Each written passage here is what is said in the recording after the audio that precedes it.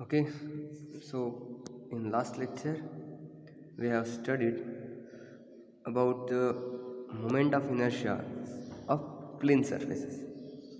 In that we can calculate the moment of inertia of body which is placed in xy plane. Here are the formulas, that is moment of inertia about x axis is equals to what summation of I is equals to 1 to n of ai into yj square.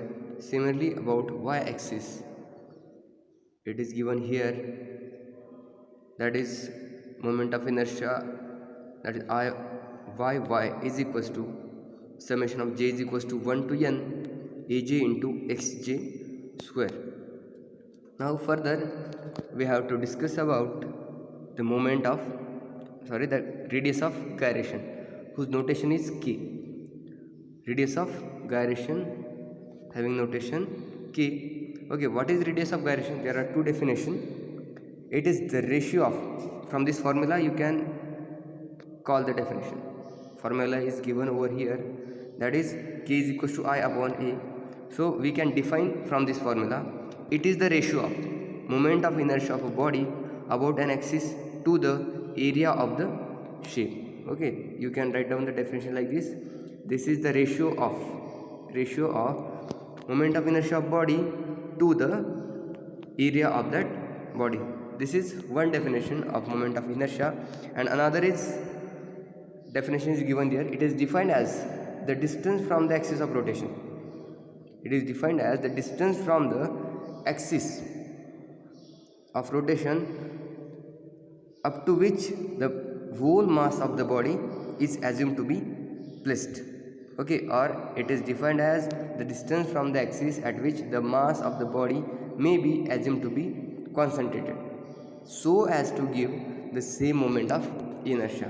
Okay, this is the definition of moment of radius of gyration, and its, as it is distance, its unit will be meter, centimeter or millimeter, whatever. Okay, next is there are some theorems are given. If we know the moment of inertia of a body about any axis, then we can find out the moment of inertia of the same body about the axis which is parallel to the known axis. Okay, we can find out moment of inertia of any parallel axis.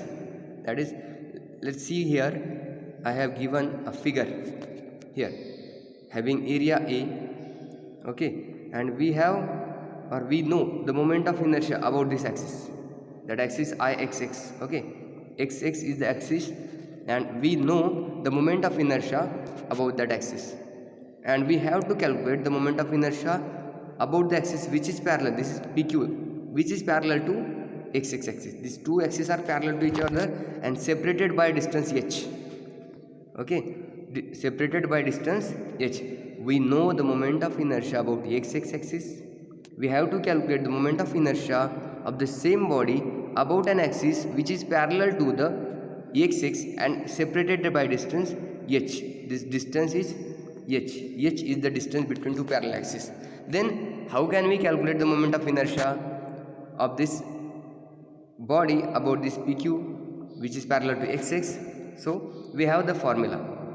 Okay, here is the formula.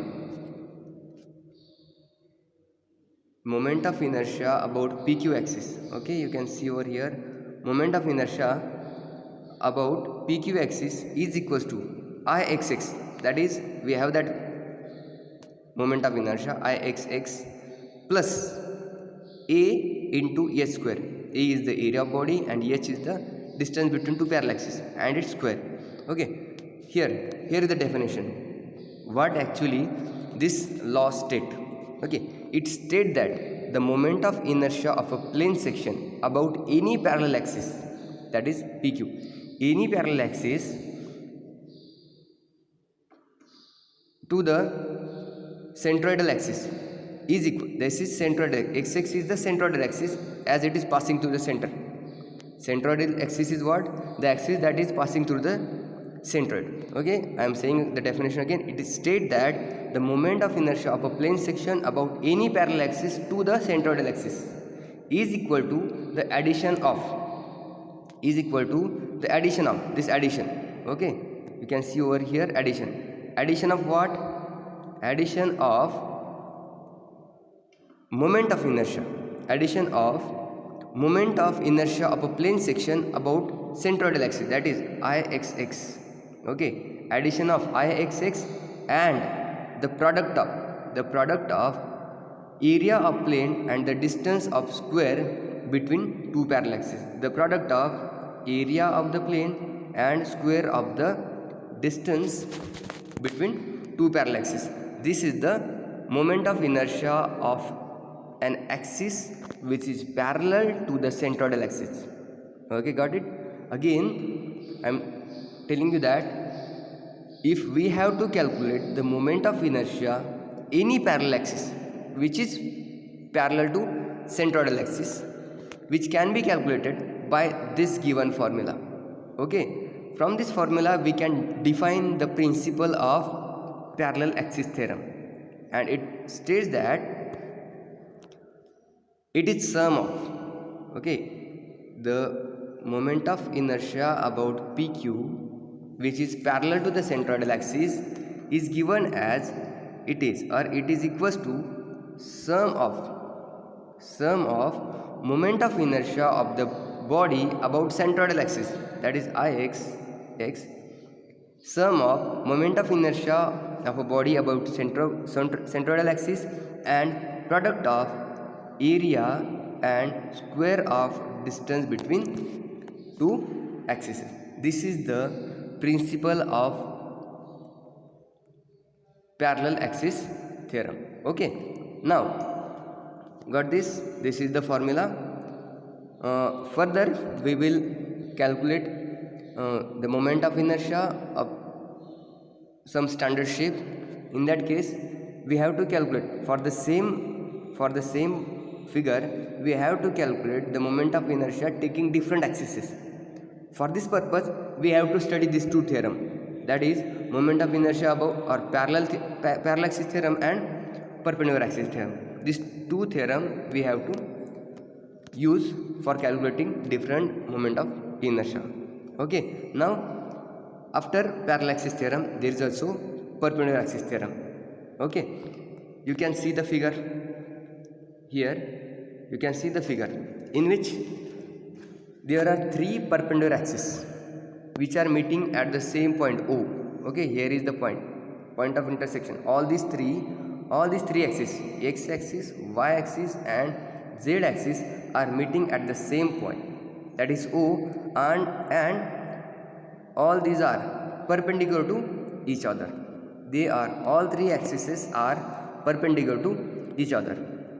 Okay, and if we know the moment of inertia of the body about x axis and about y axis, and if we have to calculate the moment of inertia about z axis which is perpendicular to this both x and y, then we can use the principle of perpendicular axis theorem. Okay, again let me tell you, if we know the moment of inertia of the body about the x axis and y axis, then we can find out the moment of inertia of the same body about an axis which is perpendicular to this both axis, that is z axis. We can calculate the moment of inertia about this axis by using principle of perpendicular axis theorem. Okay, some consideration are made over here. Let's see that in the figure shown alongside, the x, y, z are the axes passing through the same point and perpendicular to each other. This condition is must. These three axes must be perpendicular and must meet at the same point. Okay, these two things are necessary for applying this theorem. Okay, now the moment of inertia of the object about x, y, z axis is Ix, Iy and Iz respectively. If we know the moment of inertia about Ix and Iy, we know the moment of inertia body about Ix and Iy, then we can calculate the moment of inertia about Iz by using perpendicular axis theorem. See over here, this is the perpendicular axis theorem. Iz is equals to, which is perpendicular to both x and y. Iz is equals to, or moment of inertia of the body about an axis which is perpendicular to the x axis and y axis, is equals to the sum of, this is sum of, okay, sum of moment of inertia of the two perpendicular axes. Okay, I have also defined over here that this perpendicular axis theorem state that the moment of inertia of an object about an axis perpendicular to the plane is sum of moment of inertia of object about the axis perpendicular to each other and which are in the same plane. Okay, this perpendicular axis theorem state that the moment of inertia of an object about an axis perpendicular to the plane of that figure is sum of moment of inertia of object about the axis perpendicular to each other which are in the plane. That means if we have to calculate the moment of inertia of the z axis about this z axis, then we have to add the moment of inertia of the body about x axis and about y axis which are in the plane of figure. This is the law of or perpendicular axis theorem. Okay, next one is, or this is also known as polar moment of inertia. Okay, let's see. Here is the definition of polar moment of inertia. Okay, what is polar moment of inertia? Its definition is same as the perpendicular axis theorem. See over here, if Ixx and Iyy, this is definition of polar moment of inertia. If Ixx and Iyy are the moment of inertia of a plane about two mutually perpendicular axis, then the moment of inertia Izz about the third axis Zz perpendicular to the plane and passing through the intersection of xx and yy axis is called as polar moment of inertia. Just instead of words they have written over Ix and Iyy for representation of these two perpendicular axes. Okay, and same formula is given over here.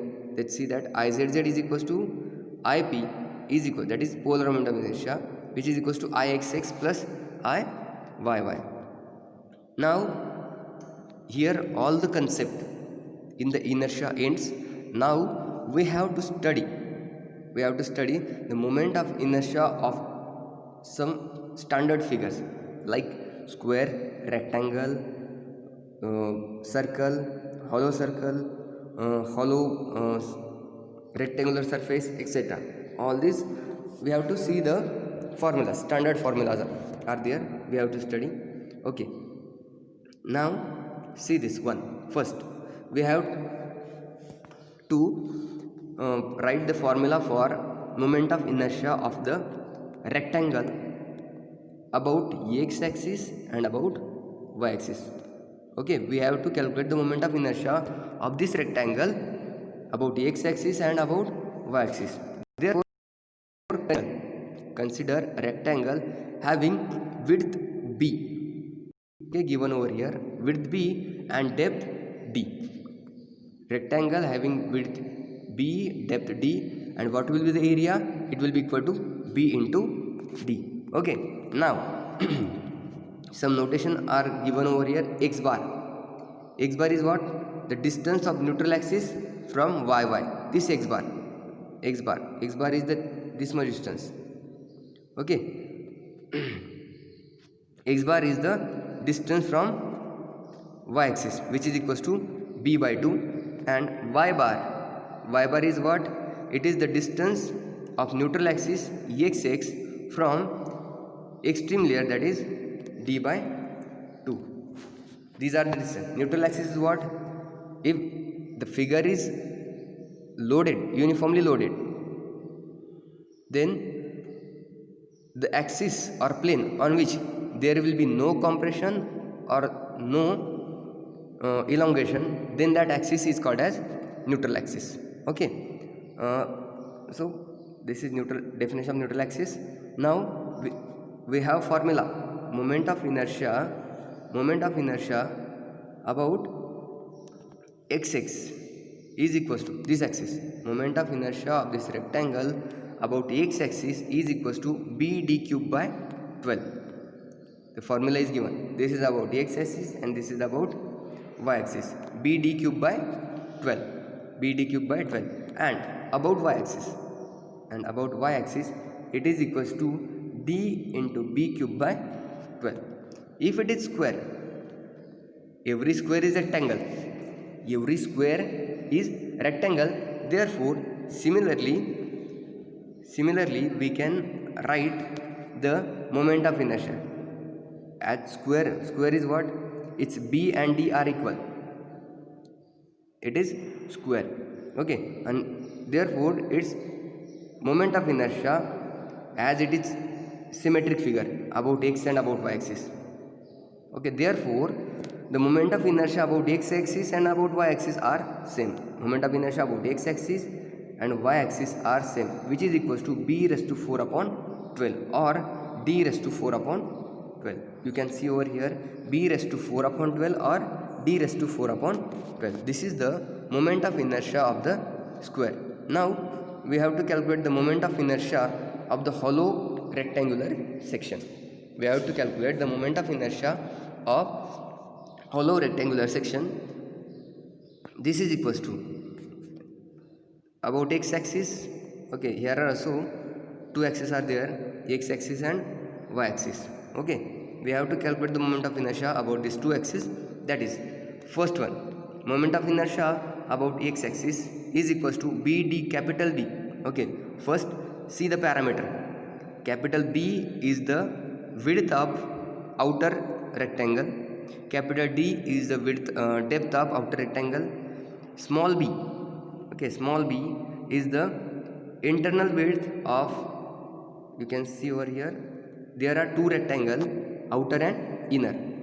Capital B, capital D are the parameter of outer rectangle, and small b and small d are the parameter of internal rectangle. So from that, moment of inertia about x-axis is equals to what?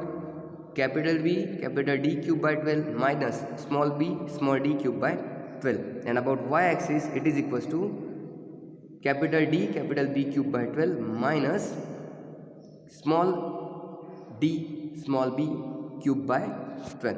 These are the moment of inertia or standard formulas. In tomorrow's lecture, we will see some more figure and its moment, how to calculate its moment of inertia, and then we will solve some examples on it.